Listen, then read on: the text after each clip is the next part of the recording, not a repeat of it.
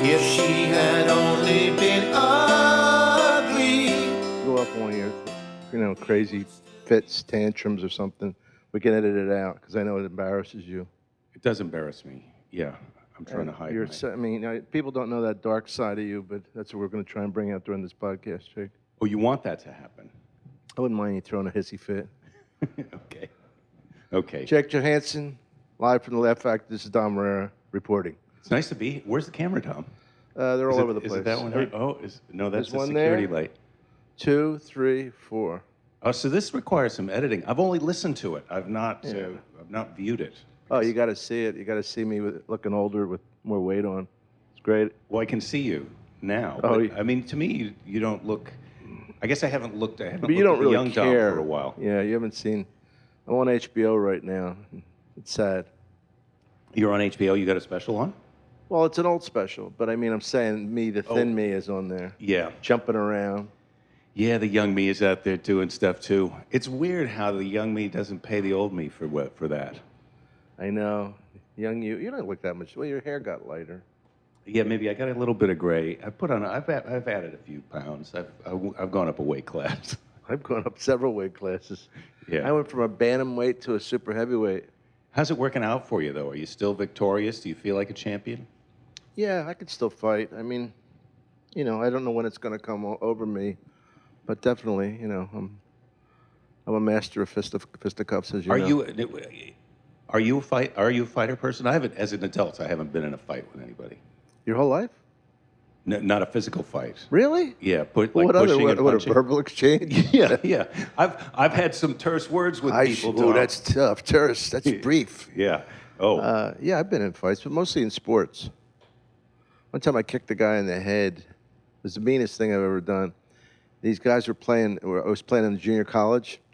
And What sport? Basketball. And these guys are coming and they're fucking pressing us, and the ref's not calling anything. And they're like, jabbing away. And the ball goes down, the guy goes down, and I thought he was going to punch me.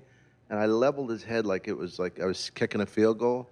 And I fucking kicked him in the face. You took a backswing? I took him right here, on my right leg. I remember. This is my kicking leg. Mm-hmm. And there was another Italian guy on the team. Didn't look anything like me, but he was Italian, my size. They beat the fuck out of him. And he comes in, he goes, "Thanks a lot, Nick. They fucking thought I was you." His eyes bleeding and shit. And me and the coach were trying to have a serious father and son moment. And then we just started laughing because he got beaten up.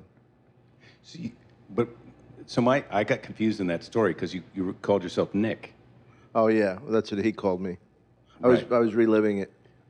No, I get it. So when you were younger, were you Nick and now you're Dom? Only to certain people. I see. Some people call me Dom, Dommy, Domo, Nick, Dominic, Mr. John Joseph Irrera, Jack. I did that on. What's good names. What's your full name? My full name? I don't usually say my full name, but Jacob. Jacob. Yeah. It's beautiful. It's from the Bible. Yeah, it is sort of biblical. You know what it means? Boy. Sorry I'm late. Yeah, well, I am sorry. Jake was late for the I was a little late for the podcast. because he timed things out in L.A. as if it's like pastures, just open pastures of rolling hills. I said to them, "You're on Sunset. It's not far from where I have to be. I need to be out 20 minutes to get to my next place." And it turned out that was how long it took me to get here. But they were late letting me in, and I don't want to be. I haven't gone on a lot of these showbiz meetings and auditions for a while. I thought you were going to say these podcasts. No podcasts. I do them all the time. I like doing podcasts. Well, yeah. But I kind of took a break. I did a pilot a while ago, and it was such a kind of weird experience. It didn't go, and it was kind of network politics and all that. And Wait a second, a pilot that didn't go? Never heard of that. No, it happens, Dom, believe me. And so I just kind of said, look, I'm going to go on the road. I'm going to do my thing. I'm going to do my shows and go where people like me and where I like them. And live performances, as you know, I mean, it's the most fun. I know. I was talking to Judd Apatow the other night, and I was saying, isn't it great to know that, like, all the stuff you've done, that you still got stand-up in your hip pocket, that you can still do, because he's been doing a lot of stand-up, and I think... Has he? Oh, I got to come out. I'd love to see. I just think it's such a cool thing to have amongst the other things. I was on a series with Suzanne Summers one time. It was a show called She's the Sheriff, and she said, why don't you come out and have a drink with us? I says, I got to go to work. I got to go to the comedy store. He goes, but you already have a job. I go, but no, this is my side job. That's my real job. They're always trying to talk you into, when you get on TV, they're always trying to talk you into, well, you don't do stand-up anymore. Now you're on it. Now you're a TV Are you kidding person. me? Yeah. I know. But then you look at guys, and that was the old days. But then you look at guys like Jerry, who is now back out doing live Jerry shows 'cause always he loved can't- stand up the best. Yeah. I remember when he was doing his series that he would tell me how much he missed it, and I told him, I says, don't stay away from it too long, no matter how good you are. You know? get rusty, yeah. Oh yeah, I thought he was rusty when he did his HBO special, and I think it showed because when he's rusty, he's still great. So I'm not putting him down, but for him, Yeah, I can't. Well, he can't had a say, 'cause heckler. He's just always so great. he had a heckler, and he wasn't On his special, I should Yeah. have watched it. I didn't. He wasn't ready for that, because it was live. I think it was called.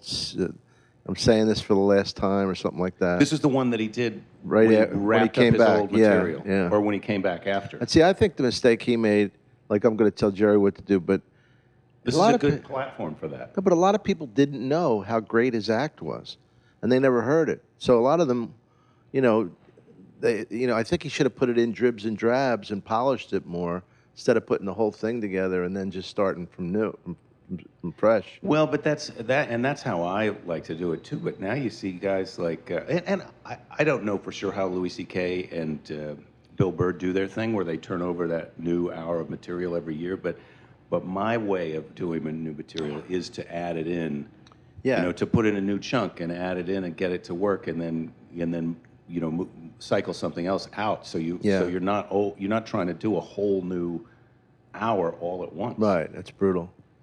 Yeah, I don't know. I mean, I think what happens is you lose some of the quality, and I'm not going to judge those guys. They're two buddies of mine, but like I know George Carlin, who I loved, him putting out an HBO hour every year was too much.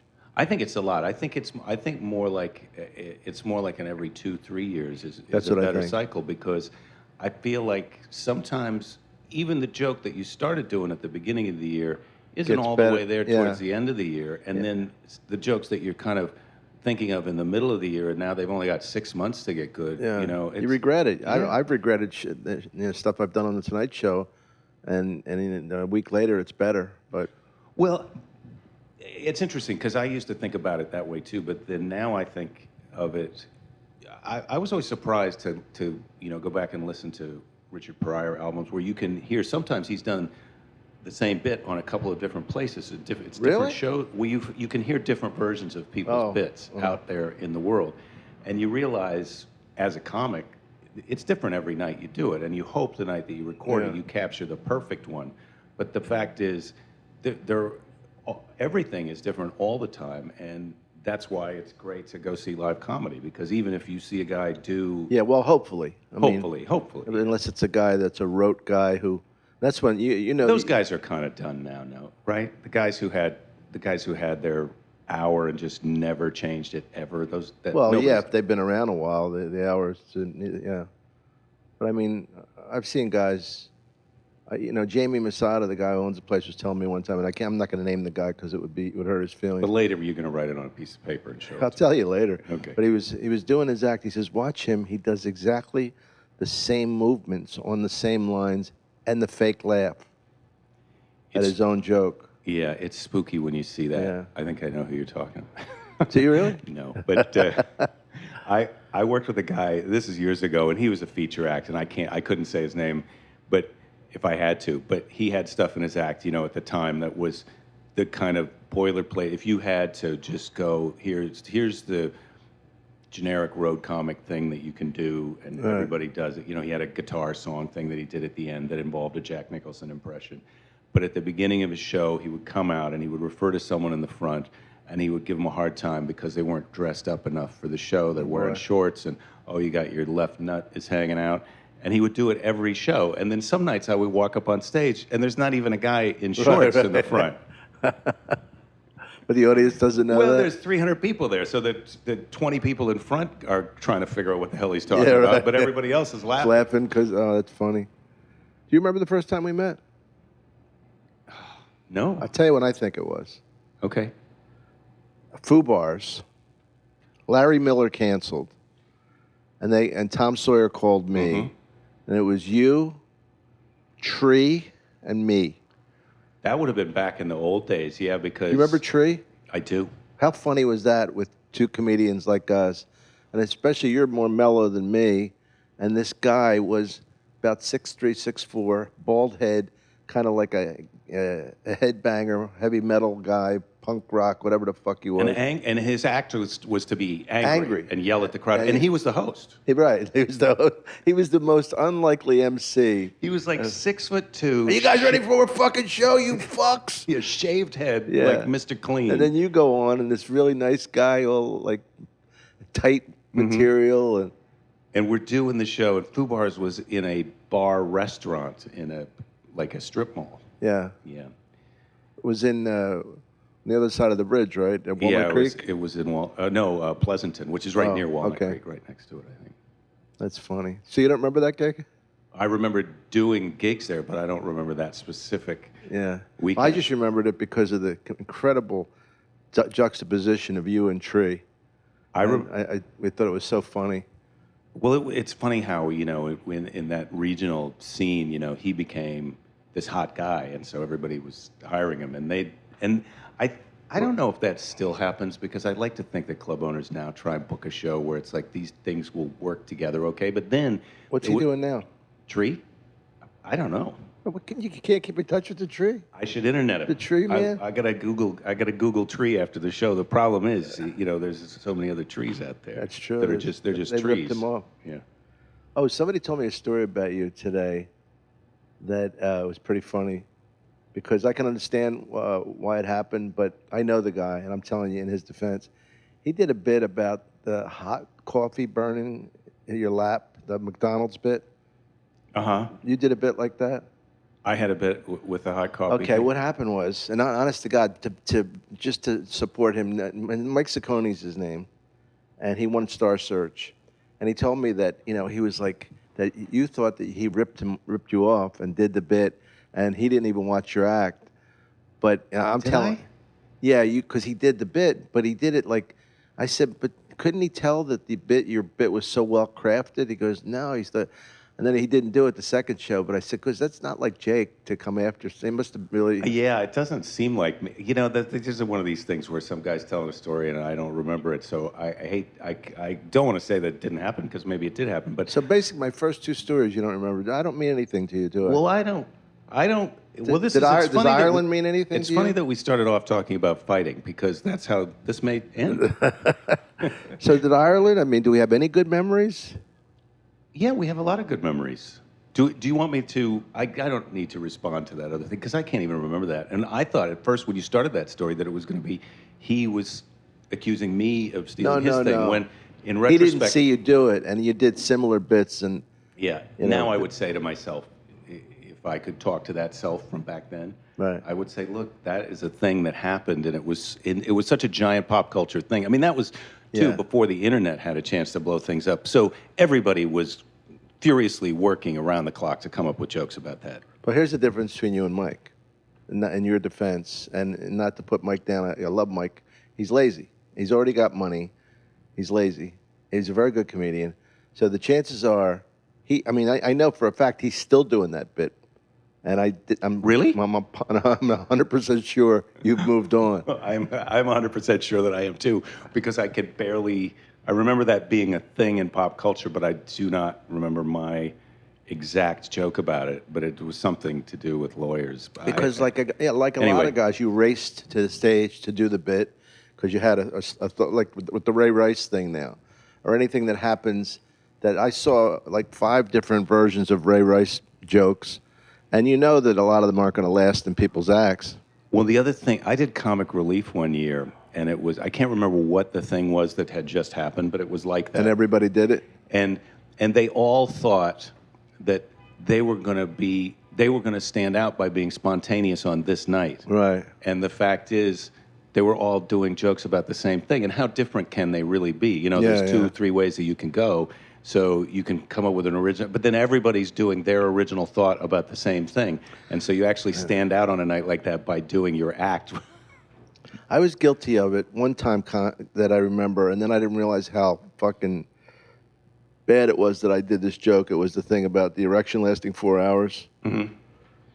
And I can't believe I stooped that low. But a club owner said to me, and I only did it that one time. He goes, "Tom, you're better than that."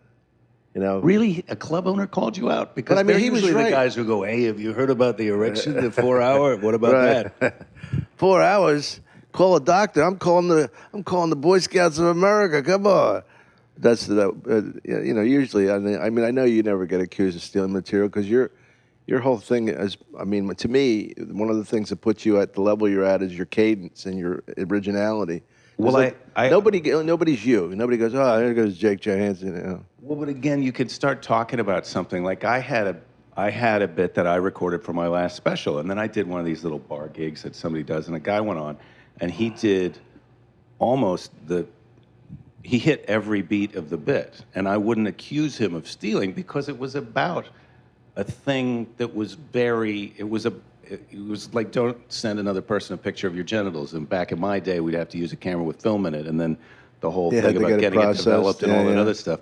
And it was like, when I heard him do it, it was like, well, I'm glad I'm done doing it, and it's on this special. But I can't accuse that guy. It was like one of those things of like, oh, we literally have a million monkeys working at the same time. So Oh yeah.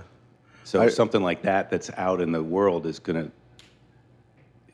People are gonna come to it. The one bit that I remember, like so many people doing, and so many hacks doing, and making their own slant on how to hurt him was the Boy George thing. Do you really want to hurt me? Yeah. Don't want to fucking hurt you. I want to throw you down a cellar steps. That's what I want to do. Do I want to hurt you? Like everybody had their own version of how they wanted to hurt Boy George. And it was, not that I'm some kind of a saint, but I feel Yes, like. you are. You are. Don't say you're not, because you are. Okay, well, that's sweet of you, Dom. And I thank you for the coffee again. Yes. But My pleasure. I remember thinking at the time, and I feel like now it's sort of obvious that, like, hey, all this guy is doing is trying to sing a song, and he looks a little freaky. But really, you want to hurt him? You want to punch this guy? He's like a gentle, sweet guy singing a song. Why do you really want to hurt him? Do you? You don't, do you? Yeah, I do. Are you asking did? me? Mm-hmm. Yeah, I do want to hurt him. Is that homophobic on your part, Dom? Because it always I'm seems not gay. like. Oh, I'm not gay. Ho, ho, ho, ho. No, I didn't mean. There's a kid here. There's a named Andrew Santino who does a fucking bit that's so funny, because in the middle of his regular act, he keeps praying that he's not gay. You know, he'll be going, well, you know, and then the guy goes, oh, please God, I'm not gay. Please don't make me gay, Jesus. It's not as funny as I'm doing it. It's funnier than I'm doing it, but because he gets obsessed with it, you know. So I think he's gay. Probably most of the time. You're not, though. You were. I don't think so. I don't think so. You worked in San Francisco for a long time. I have had plenty of opportunities to give it a try. And Big Swede like you, big buck. a big man. I'm going for that bear. You know, Oh, the bear. Oh, they're I thought I cute. was out of the gay game until I found out about bears, Dom. That's hilarious how everybody has their thing. I'm not a hairy guy, though. That's my problem. So you get a bear. You don't have to be a bear. Right, but yeah, I think it's This is one point in conversation I never thought would happen. it's but go tricky ahead. because it's two guys who are not gay trying to speculate on what it is like. But I do see gay couples where often they look like each other. You know, they picked out like. Well, I see that with straight people. You never Do you saw straight picking out a people? lady that looks like them? Yeah. Look, I have a friend, Steve Scrovan. He was a producer for Everybody Loves Raymond. And when him and his wife were in their 20s, they looked like brother and sister. Wow. Well, I suppose people have said Sick. Sick Scrovan. that. I'd be flattered if people said I look like my wife. I think she's beautiful, but the only person who said that we looked alike was the guy who made our wedding rings, and he was Korean. So it was the opposite of that. Like, we think all Koreans look alike. Right. He thinks all of us look alike. Well, I don't understand. I mean, I never met her. I thought we were starting to become friends. And now Tom Papa and I were talking about becoming friends. Uh-huh. It's a very funny thing to talk about, the possibility of becoming. Would you like you and I to become friends? Tom? Yes, I would like us to I be would a like little that, too. closer. I mean, once in a while. I mean, geez, I for the podcast, we did Ireland in June, and it's October. That's the last time I saw you. I know, but that's.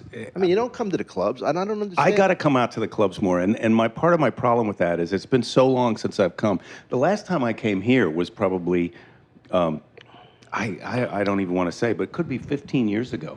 And I came to see a friend of mine, and I'm at the front door, and Bob Goldthwait and I were both coming in, and the door guy didn't recognize either one of us, made us it was like you got to pay $5 to get in. And we're like, well, we're jeez. comedians. He's like, it's $5, fellas. And so we both paid. And then Jamie came up and was like, I'm sorry, and I'm not going to do a Jamie impression, but I feel like I could. Sorry, I'd have to hear buddy. him again. Yeah, that's. But it was so. My problem is I haven't been out to the clubs in so long that I don't know if I can take those little emotional hurts of getting back in. But Well, you know what's great about it is the competition, the healthy competition. I'm not saying, but the idea of seeing guys so good, because don't forget, you're doing an hour out there. It's a lot different. When somebody wants to do the tightest 15, they boil it down to that 15. it's really hard. You follow, it's good for you. And is that still a thing that's going on in clubs? Are people boiling it down? Because I have done a couple of these alternative rooms in town where the emphasis is completely different. Yeah. It's like, hey, we saw that last week. We don't care how funny it is. You got to do something new. And in some of those rooms, man, it's not about doing your tightest set. But is that I've done those 10 comedians for $10 down at Hermosa. Oh. Those are fun. Yeah, but But that's not the same as here. You're talking about more of a Thunderdome kind of situation. Can I tell you something funny? He gave me an extra minute because I guess he thinks I'm a pretty big act. Because it's your birthday? It was 5 minutes. Was it 7? No, it's. I think when it's 10 comics, so maybe it's 7-8 minutes. Something Okay, like so whatever it was, he says, Jake, you could do an extra minute. It's fine. Like, thanks, Richard. This is cool. Like it was a big deal. You long for that day, when that day will come for you? When I get that extra minute, Oh, I dream boy. about it, Tom, but I've stopped hoping. That's a good club. I mean, I like that club. You know what's good about the show? Jamie don't give a fuck. You can plug the Improv. You can plug the Comedy Store. He don't give a fuck. This show that we're doing right now. Yeah. It's his show. He's producing it. He puts up the money for it, and he's so fucking good about he just doesn't care. Well, when you say he puts up the money for it, Dom, I mean, I'm doing a podcast. I know what they cost. Yeah, but But the mine doesn't have stage, the air cameras, the conditioning, stage. the No, crew. I hear you. You don't The have, you have a toilets. crew? I think I left the light on in the toilet. I hope that's not going to blow the budget. Do you have this a week. crew? No, I don't have a crew. See, we have a crew here. Yeah. I get it. How's It's your a big deal. podcast doing? My podcast is okay, the Jake This podcast. I'd love to have you on. And we thought originally we were going to do the back-to-back. My podcast is okay. I would have done it. It's a fun. I think these things are fun because it's a way to connect to the. Well, it's a way To for people us who to give a hang shit. out and And develop it's a the way to friendship. hang out. Yeah, this is the beginning of. It's nice that we're doing it where everybody can hear. That's the It's important open. thing. I'm open about the fact that I would like to be your friend. I would too. Where do you live? I can't tell you that for security reasons. To not even kind of narrow it down. Well, up in the hills over there. Okay. If you go that way and I then hear make you. a left, That's enough. make an immediate right, and it's my house. I live at the top in Runyon Canyon. Nice up there. That you get a lot of actresses coming up there to walk their tiny dogs. Well, oh boy, they're beautiful. Yeah. They're so beautiful. I mean, it's you know what happens out here, and I, not that I'm such a fucking catch by any stretch, but we all judge women by we all look at them and think about how pretty they are or not. Guys are more appearance oriented, Thank and you. women are Thank more. you, They Jake. look deep into your wallet. They do. But I look at them, and then I go back to my own world, like regular places, regular towns. Like I don't want to name any because I don't want to offend any women. Yeah. And people look like extras from the Hunchback of Notre Dame. Oh, I went back. I did it. I will. I mean, Not from Philly though. Philly's beautiful. I graduated from high school in Wisconsin, and I went back to Green Bay to do a show. And we went out, and this would be years ago when I was in Green Bay, so I'm sure it's much more sophisticated now than it was then. We went out to a bar after the show that was the big place in town where it was like a dance club connected to a country western bar connected to a sports bar, and you could kind of go back and forth between In Green Bay? Yeah, it changed. I think I was in it. So it was like a science fiction experiment because yeah. you could only have to take your jacket off one time from the bitter cold of the outside, and you could have these three Right. different entertainment experiences. But when you went into the dance club, it was like my prom, but since the 20 years at the time, since my prom, everyone had just stayed and kept eating and dancing and drinking like they hadn't gone outside. So they were all just getting 20 years. paler and bigger, and but they were happy. They were having a good time. That's funny. It's like what was that movie where he went back in time? The big movie. Back to the Future, you mean? No, the Christmas movie. It's a Wonderful Life. It's a Wonderful Life. Yeah, Uh-huh. going back and seeing people at different ages.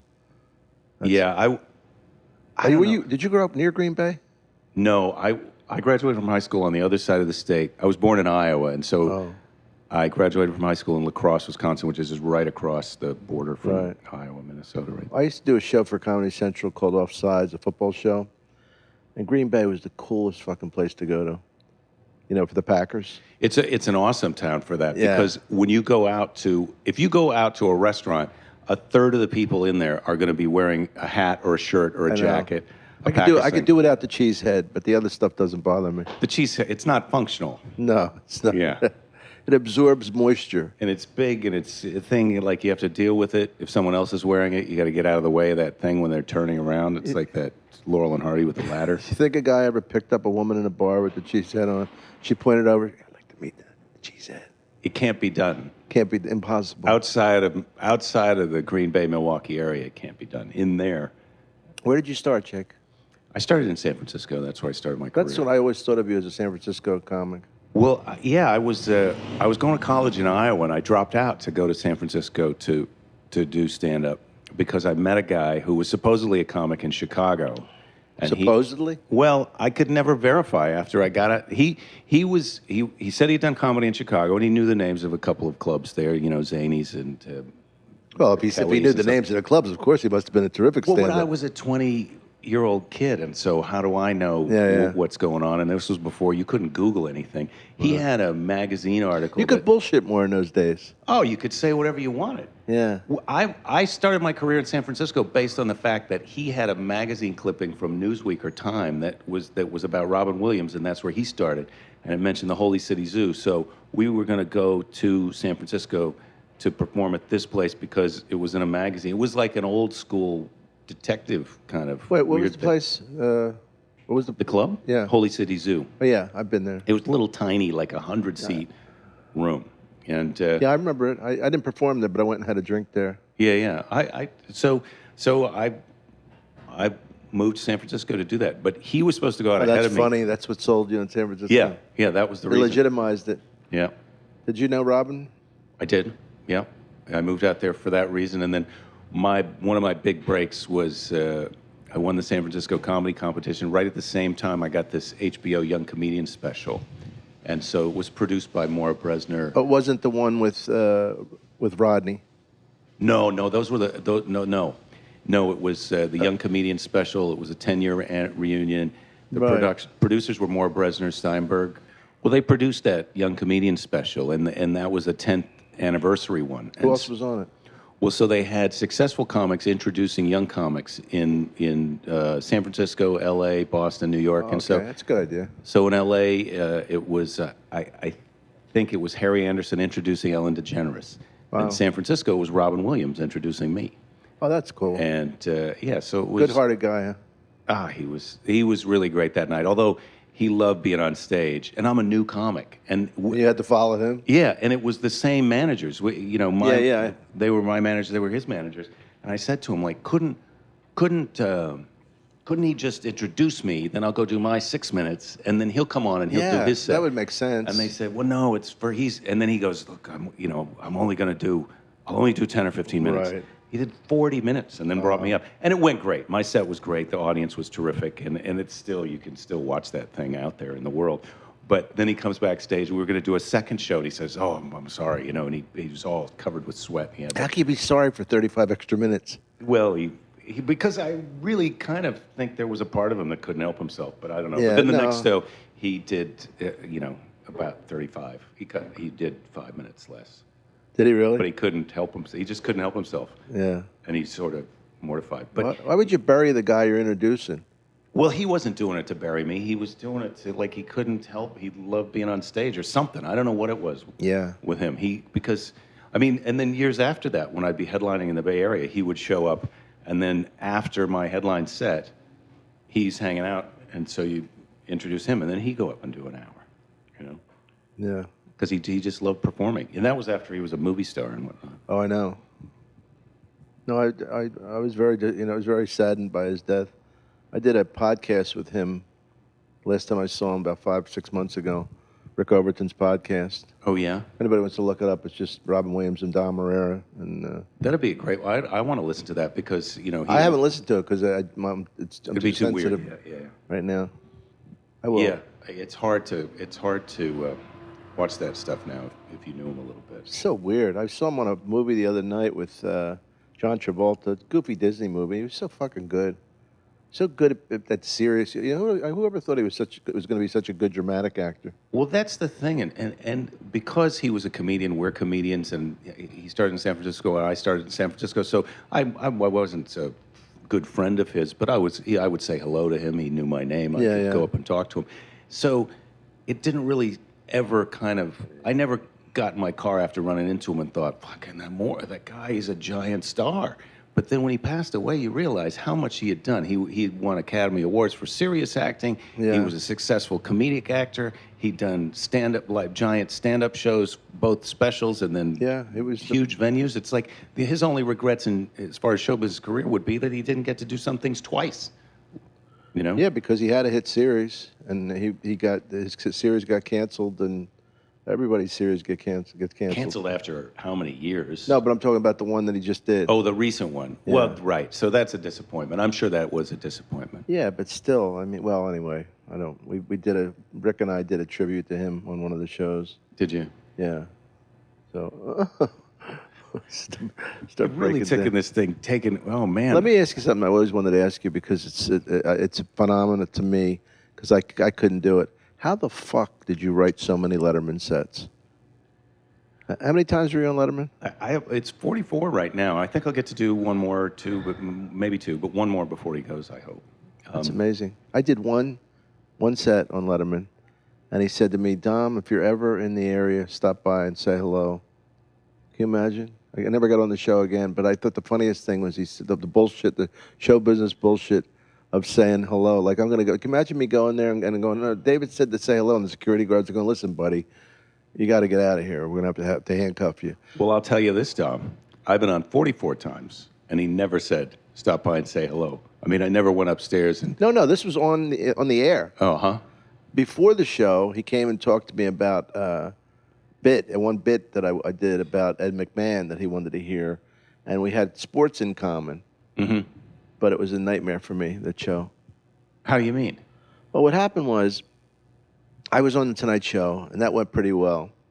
And I was back in New York after the Tonight Show, and Seinfeld was doing Letterman. So he asked me to come up with him to hang. So I went and did it, and I guess they thought, well, we should get him for the show because he just did Tonight Show. But nobody talked to me. So I went back to L.A., and on that Friday, I'm sorry, it's myself. It's right there beside you. You getting a call during the show? Is it important? Do you want me to? I can just talk if you have to take it. No. So me and Seinfeld, Jerry did the show, and we went back to L.A. And we got a call on Monday. They wanted me to do Letterman, and Bob Morton and those guys said to me, and I'm a young comic, and I don't want to miss anything, And he goes, I said, well, can't they wait like a week so I can polish a setup and feel not as jet lagged and all? And they go, no. They said, if you don't do it now, you'll never do it again. Right? Really? They threatened me. Yeah. That was That seems like such a crazy thing to say. Yeah, and Bob Morton probably doesn't even remember they did that to me, but yeah, they were so mean, and that was my experience. But anyway, on the other hand, you did 44 of them, so something incredible came out of it for you. Yeah, well, I don't know how you could write that many sets. I try and just throw out new material. I'm writing new material, and then it's usually blocks, Like if I come up with a new thing, it'll work out to be about 3 minutes or 7 minutes or something. So then it's just, okay, it's time to do the show again. Well, I'll do this chunk that I haven't done before. And then if it's, now they only want you to do 4 minutes on there. So, oh, really? That's all? Yeah, so sometimes you're compressing down or you just, I'll do the joke that I usually open my show with. And then I'll, at least at that time, you pick that one little opening thing that you like and then you do a chunk and move on. But yeah, I've just tried to keep writing. I mean, you probably are writing 5 minutes of new material every year, right? But not that kind of material, not that it's dirty, it's just it's not as tight. Like I'm like a little bit more like out there than you are. You're like really focused and Well, whatever. You're excellent at writing that kind of material. Whatever the I word feel like is. to me though, maybe but I'm not sure we're talking about the same thing. But to me, when I think about myself being tighter or whatever, it comes from being on the road in places and being nervous that if I leave too much Oh, you don't want to leave air any in there, space. somebody's going to insert. Yeah. When you hear like that story you were telling earlier about Jerry Seinfeld's taping a special, and somebody in the audience thinks they've got a spot where they're going to jump in. They heckled him on an HBO special. Who do people think they are, Dom? I don't know. That's my Jerry's question to you. Like Jerry's going to go, oh, this guy's funny. Get his name. I want to talk to him after the show about possibly working with me. Well, You know? or it's just like, hey, I'm a little busy right now. Yeah, right. I'm a little busy. I'm in the middle doing of my job. My job is only an hour. I've written this material, and it takes a whole hour. I didn't realize Doesn't you include should have you. let me know about your contribution, and I would have made room for it. But there's no time right now.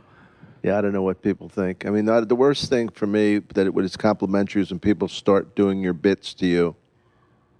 Well, You know. or do they call out Call from out the crowd? bits.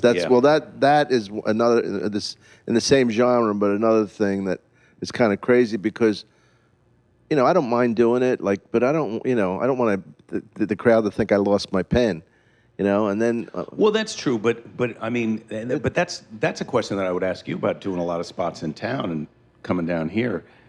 It's such a great room, and you're not really going to be facing the same audience every night or anything. Yeah. But do you feel like, oh, I'm going to the Laugh Factory, I'm there every week, I got to do new stuff all the time? Well, I feel it for like the staff, like the waitresses and Mm-hmm. managers. Just my ego alone doesn't want to do the exact same stuff because I don't want them mouthing it as they walk through the aisles. Right. It's weird when the staff is doing that, but the audience is going out of their minds. They're Right. loving it, Wow, So it's like, well, so what are your priorities then as a performer? Yeah. I mean, obviously you want to write new stuff. Well, like I said to you, like at the Comedy Store, some of those guys would tighten up 15 minutes, like there was not even an opening in it, and they didn't know that you were doing 10 minutes of new material and 5 minutes of old stuff. Right. They didn't realize what level you could possibly get to if you went 15 tight, Right. And then also, what are you trying to prove in Yeah, that? then Are you they- trying to be the biggest guy in the Comedy Store on that given night? Yeah, actually, Yeah. I am. That's how shallow it is. Well, I didn't mean that directly. When you say you mean the I universal mean, yeah. you? No, I mean you, Tom you Irrera. personally. So when did you feel like you made it? What or do you still not feel like you made it? I don't know. Well, obviously, I mean, even a guy who is super successful, there's something that he's not getting that he wants to get. I know. I remember sitting on the beach with Bruce Willis after Hudson Hawk came out, and he was going, "Oh, I made a lot of money anyway." Remember Hudson Hawk? Well, that's kind of when I met him because he was in New York doing that, and he stopped down to the Carolines when it was in the okay. Seaport, and he came to the show. Yeah, you told me you knew yeah, Bruce. he ducked in and ducked out. Yeah, but yeah, I mean, I'm sure. Well, now he's having a kind of a career renaissance as this tough guy, older tough guy. He's such a good actor. I mean, I was talking to so somebody. terrific.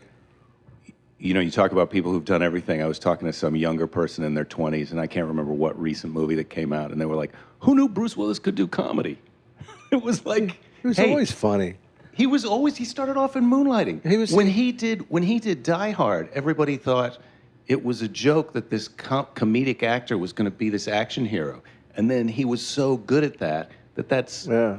now he's an action hero, and people don't remember that he started out. It is funny that they're action heroes at that age, but it's like what was the movie with De Niro and Sly Stallone boxing each other?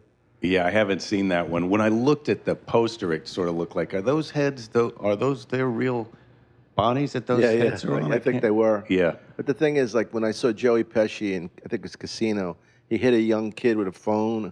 I think he's 20. The guy was like 25 years old, this big, strong guy, and Joe Pesci was probably like in his late 50s at the time. I'm thinking, that's not reality.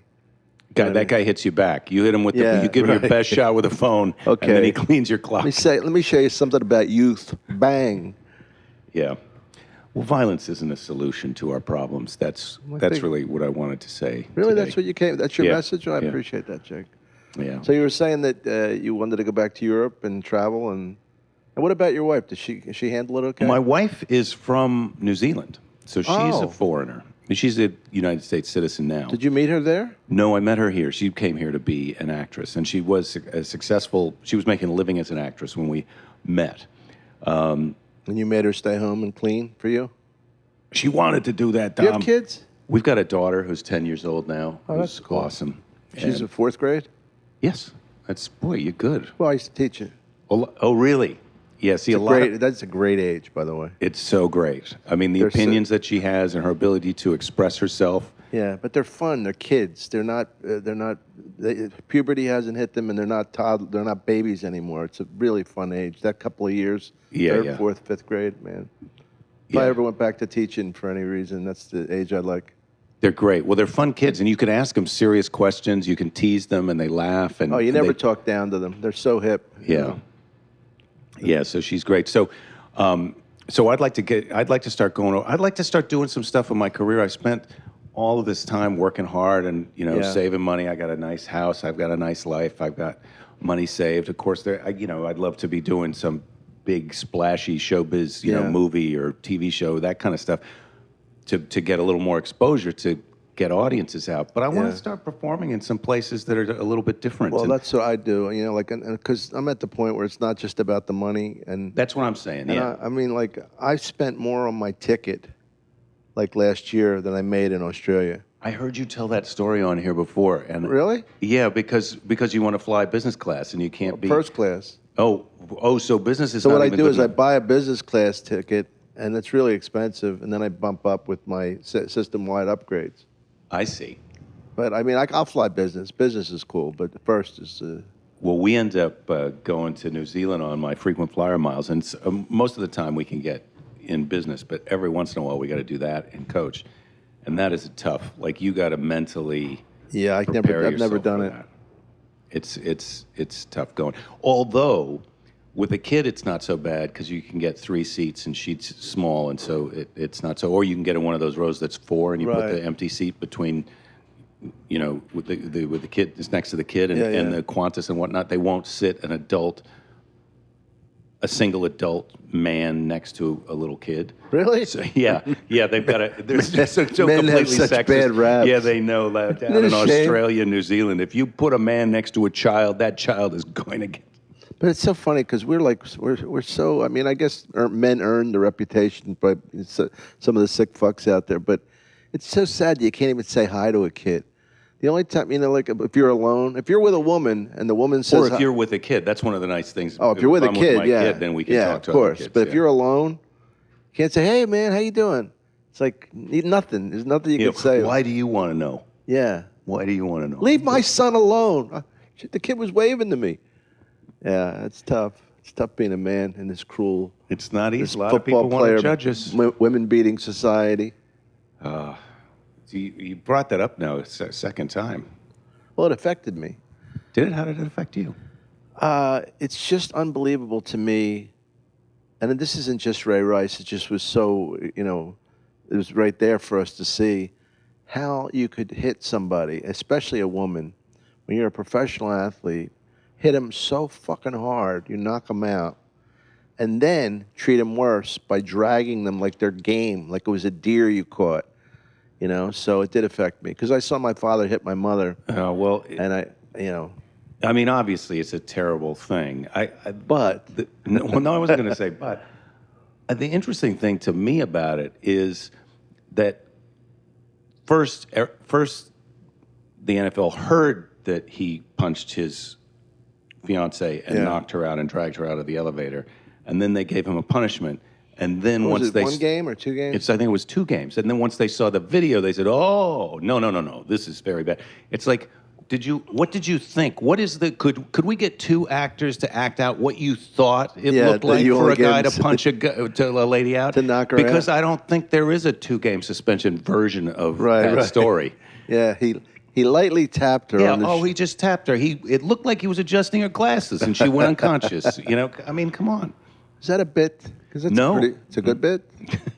What did he think? Well, yeah, I like Yeah. it. Well, I just couldn't believe that their imaginations were so inactive. Like they heard this story. Oh, he punched her and he knocked her out, and they thought, "Wow, that's a 2-game Well, it's suspension." about the money. They want to get one. Well, I know, but that's the fact is, they didn't. Either they did use their imaginations and they knew exactly what happened and they thought that they could gloss over it because no one else would use their imagination. That's what they were hoping. That's today's world, though. Everything's on video.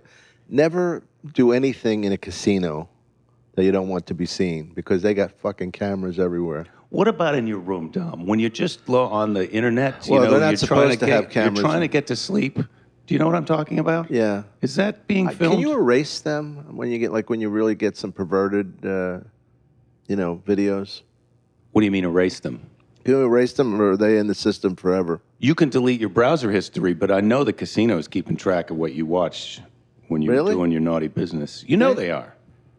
Wow. I think so. I mean, they may not be, but I know they could be. And when you hear that the NSA was doing that, they were trying to. Who's the NSA? National Security Agency. They're the guys who are reading all our emails and whatnot, spying on us. Snowden, you heard of that guy? Right. So he kind of outed the NSA on all these spying things that they're doing on people. And one of the things they were doing is they're gathering information on people who they might need to influence later to do what they want. And they're finding out what kind of porn they like, so that then later they can go, hey, we saw that you like to look up this, and we're going to tell everybody if you don't get in line and do what we want. I mean, they're all so that's already occurred to the NSA. So you wonder if the casino really was being run by old school gangsters, they'd be looking at your porn history and threatening to divulge that to your wife to get you to, throw them. Do you watch porn on the road? On the internet? You mean you go to a site, you look at a couple of minutes but just to. You don't watch the other thing, the family pack. Oh no, it's not a family pack. Oh, you mean rent it in the room? Yeah. No, I don't do that. Do you do that? Because I gotta. I mean, not that anyone's looking at my credit card bill. I like bill, to support the arts. a lot of those ladies are legitimate actors. Really? Actresses. They had aspirations. They had dreams. They did. That must be such a slippery slope, Because I've known girls who actually I knew a girl the opposite. She started out as a hooker, then she went to just dancing, then she went to just lap dancing, then she went to just bartending at a strip club. So she actually went. And then she went to college. And then did she finally go to college? Now she's a therapist. Yeah, she's Secretary of State. Well, I can't go to strip clubs anymore because my goddaughter's at the age that the girls are now, so it kind of takes the whole thing away from me. Yeah, I've never. Strip clubs have never kind of been. Oh, I like them. I think really, I've gone a few times on the road, and it's weird to me. There's that line, and then a lot of what's going on is they're trying to convince you that they actually do like you and are friendly with you. That's pathetic, yeah. But it's hard not to buy into that. Well, they're actresses, right? I mean, you met these guys who think they got. It's like this is when I go see her when she's at work. That's when she's got time to see me. Yeah, of course, right. I have to pay her and tip her, otherwise her boss gets mad. There was one guy, I think it was in Philly, that killed his wife for the insurance money, so that he could because he was spending like $1,200 a day or something on this stripper. It's fucking crazy. Oh my god! And he wasn't even fucking her. He was just doing lap dances and stuff. Not that fucking her would have made it okay. Well, I once went to a bachelor party where they had hired my friends who were in charge of it, had hired not strippers. They had hired sort of. I guess they were hookers, but they did a strip tease and then a kind of a live sex show with each other, but it's all comedians, and so they're trying to get the angle to be able, everybody's circling around to the best view angle, and then right after there'd be that moment of like, okay, we've done that, now we're going to do this, and the moments of transition, everyone would kind of golf clap, and the women kind of got mad about. Oh, really? Well, because they were like, you guys are supposed to. They didn't say it, but you're supposed to get all horny and sexed up. You're not supposed to. You're not supposed to be laughing and making this into a silly thing. If I'm gonna eat her fucking pussy, you better. Yeah. Do you think it's easy for me to do that in front of all of you jackasses? Now, would you do me a favor and act a little horny? But there was something. Then afterwards, they went into the room, and some guys then paid a little extra to go in there, and I don't know what they did, Dom, but I know what they did. Yeah, I do too. But there was something about it that was kind of. I thought that hookers was going to be creepier than strippers, but in a way, it was more honest because the strippers are kind of it's all of this stuff leading up to sex. But then if you touch them or you touch yourself, it's like, hey, what kind of an animal are you? Yeah, It's right. like, hey, what did you think you were doing? Yeah. You know? Remember there was a place in San Francisco called Farrell Brothers? Yes, yeah. Was it Farrell? I think it was the Farrell. I mean, Oh, Farrell or O'Farrell? Yeah, I remember. Well, it was run by I think brothers. I'm not sure. They produced that movie, The Green Door. Oh, I really? think. Yeah, which was. But I used to go in there in the daytime. That's a bit more pathetic. And get lap dances. in the daytime. They didn't like you to well, wear. because you work at night. I work at night. I wanted to fit them into my schedule. Yeah. But I remember going in there alone. How sad is that? Your head bobbing and the girl on. I think it's a little less sad to go in alone because you're fully acknowledged. I feel like it. That's the other thing. It's like you go with a bunch of guys, and there's this girl who's trying to make you horny, and then so you get an erection. Now you got. Don't your wear friends sweatpants, by the way. Your friends are gonna. Yeah, no, believe me, I know what to wear to a strip club, Tom. And your friends are gonna make fun of you for that. But you go during the day. You know you're your own witness, and you're your own judge. Yeah, they used to hurt me sometimes. They would like really press down on my dick. Mm-hmm. Anyway, What did you weigh back then? I was 145. Now I'm 200. Mm-hmm. Well, nowadays you could reverse those girls. You could be on top. I could. We'll see who's they're giving spinners. We'll see who's giving who a lap dance. Yeah, San Francisco was like a really. You think of it as like a gay city. It was a really promiscuous town for that kind of stuff. For heterosexuals. Well, and I think that's maybe part of the reason that it became this. It was a permissive place. It was pirates, you know. Yeah. That was the Barbary Coast, just wild, lawless, you know, sailors and pirates and crazy people. And so, like, two guys want to have sex, go for it. All right. Not in here, Jake. You have anything you want to plug? Is that it? That's how I'm going to end the show? No, you can't end it that way. But I just wanted to. It's sort of weird, yeah. Well, I got my podcast, the Jake Johannsen podcast. If you're interested, hopefully I'm going to have you on there. I'd love to be on with you, my friend. And then I've got my website, jakethis.com, so you can check there and see where I'm coming. I hope I'll come to a place near whoever's listening, and they will come to a show. What do you got coming up like in a month? Anything?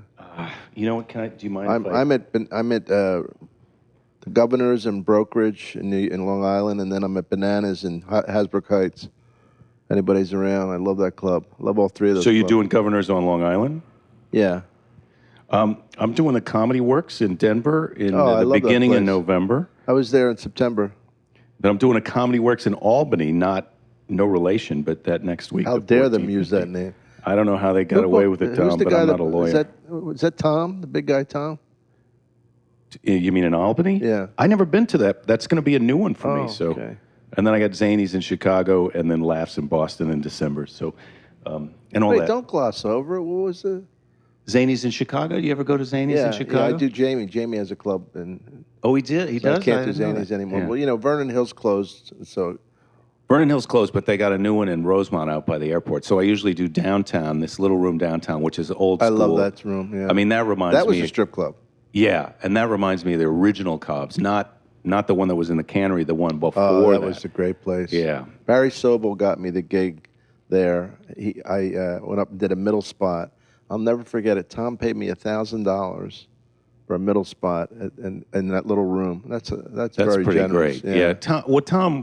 Tom was very fair with his money. I mean, I feel like nowadays, in terms of the percentage that he felt was appropriate to pay the entertainer of what he was taking in at the door, or really in overall. I mean, nowadays, some of these clubs, some of the bigger chains, the amount that they feel like the comedian deserves for putting on the show and being the reason that everyone's there is a very small percentage. Well, a lot of the improvs are notorious for lowballing guys. Well, they can. I mean, they're not all the same owners. I mean, the one I love the one in Florida. That's my favorite. I do too. Joel is great, and Andrew, of course, our friend Andrew. Dorfman's my friend. Yeah.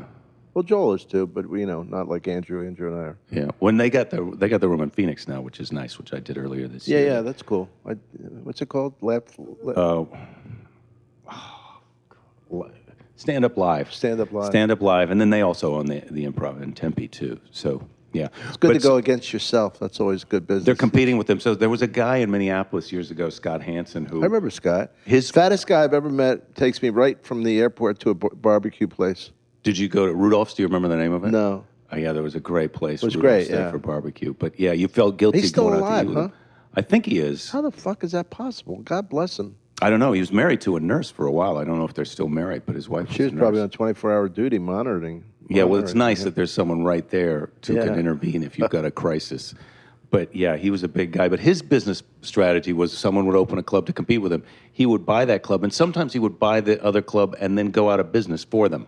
You know, now, let me do you a favor. Let me cash you out, and then I'll run the place. I'll let the because the city couldn't support that many comedy clubs, but Right. he just couldn't stand someone competing with him, so he would buy the place. But yeah, so that's what Joel and Andrew are doing. Yeah, at I'm doing Phoenix. Edmonton. The West Edmonton Mall. Yeah, I mean, I'm doing something there. They're the same guys that have a place in Minneapolis. Yeah, that's them. That's yeah, them. yeah. I've done that Edmonton room a couple of times. It's nice now because they got high-speed Oh, internet. you've done the Edmonton? I've done it a couple of times. Sounds It's like fun. You live in the hotel, which is in the mall. It's a giant mall. See, I like that. Yeah, I do too. You walk around. The little spur of the mall that the club is on has got all these other restaurants and places to eat. So, you know, you fly up the night before, you go get a bite to eat in that little spur of the mall. Bring plenty of CDs and all of that stuff that if you sell anything after the show, I don't because sell anything. you need to come out. You need to get a CD Too or one of these lazy. specials, I don't Dom. fucking feel like selling shit. I don't feel like, Do you people- stand there and say hello to the people who came to the show? Sometimes. Yeah, that's Like in Columbus, Ohio, well, some of my places that it's easier to do. I didn't think that I was going to when I got the first CD, I thought, I got to stand there and sell the thing. But it turned out to be sort of, back in the day, you'd stand there with the other comedian trying to meet girls after the show, and it was always sort of creepy. Right. But now I feel like, look, I got fans who've been supporting me a long time, and I want to say hello to them. If I'm standing out there with the merch, they don't want to buy something, but now I'm right there, and they know why I'm there, and it's not creepy. So you're not selling stuff. I am selling stuff, but I'm saying I'll say hello to anybody who comes out. But it's just an Yeah. excuse to be standing there as opposed to just stand there. So and then you make a little bit of money. With my low self-esteem, I have trouble respecting anybody that wants to meet me. I want to be your friend. How does that make you We got feel? that going, man. Jake All right. Johannsen, thank you, brother. Thank you for having me. Good to see you, Jake. And so I'm serious about the friendship thing. It's gonna happen. Well, we're gonna Come in and do a fucking spot. Don't be so goddamn let's lazy. set that up. Let's set it up. Bring your kid in. We'll take her to Greenblatt's. Go When is the upstairs. Dom Irrera and Friends show? It's on Tuesday or Wednesday. It's all according to me and Neil in split spots. Oh, you do have a show like that? Yeah, Dom Irrera. It's called Breaking Balls with Dom Irrera. Yeah, I'm in. I'm right. in. I'll look at my schedule. We'll figure it out. Yeah, because it's a Tuesday or Wednesday, which are good for comedians. Yeah, absolutely. Because that's when we're in town between I'll let gigs. you go. I'll let you know I'm in Vegas next week, but I'll call you. Okay. This is See the Friendship Developing. This is how it starts. See you next time. Thank you. Each time that I think of you, I get distracted by something more interesting. Whoa, people say